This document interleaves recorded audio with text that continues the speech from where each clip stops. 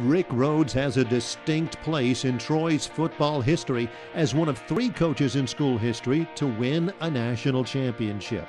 Rhoades' 3 seasons as the Trojans head coach led to a pair of Gulf South Conference titles and the 1987 NCAA Division II National Championship.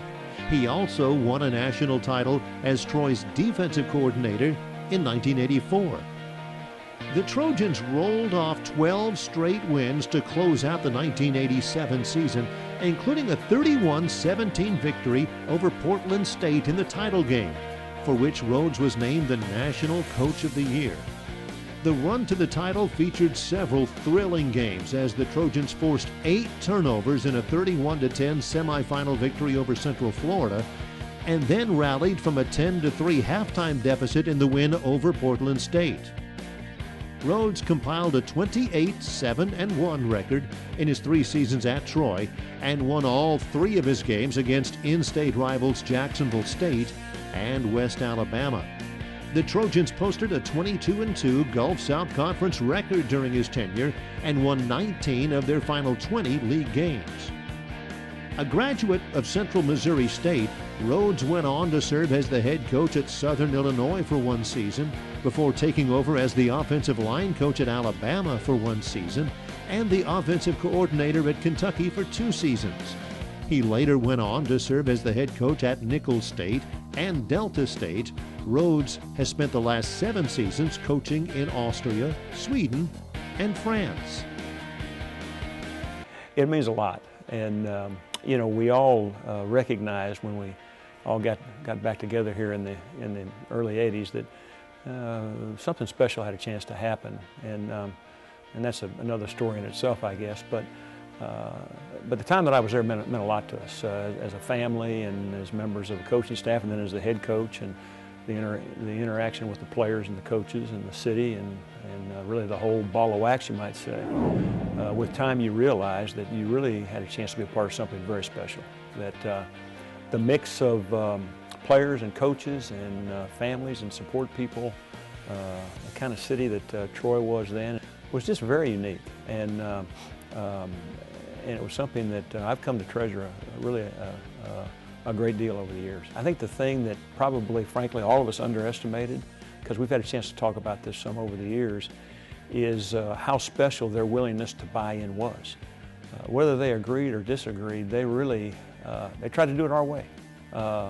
And I think that made it possible for us to do some really special things. I remember we beat Jacksonville State out here at the end of our first year, 45-3, and we kind of knew then we had a chance to really do something, because everything prior to that hadn't been quite that smooth. We ended up playing touch football on the upper practice field till about 2 a.m. just as a coaching staff. And I remember when I became the head coach. I think on the bus ride back from Thibodaux, Louisiana, I don't think you'd have gotten much of a bet that I'd be sitting here today.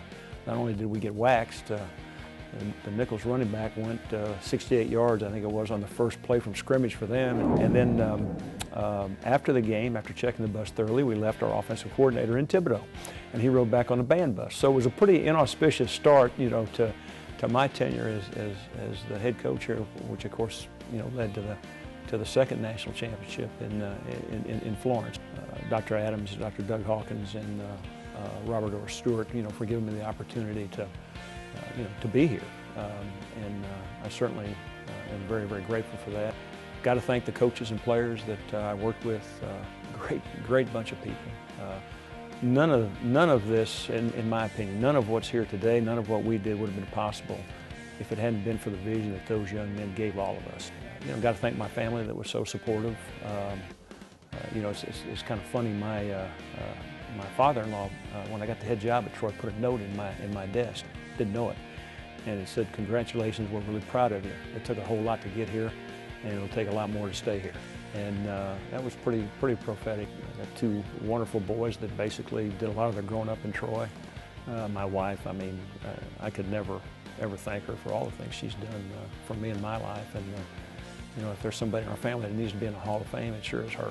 My mom and dad really loved Troy, and they both died pretty suddenly a few years back. And one of the things you do is you know, you have to take care of their estate and settle all that up. And I was going through some things, and I found my dad's journal.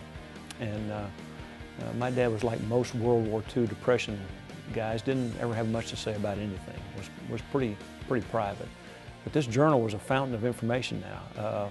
Most of it I thoroughly loved reading. Some of it was pretty tough to take.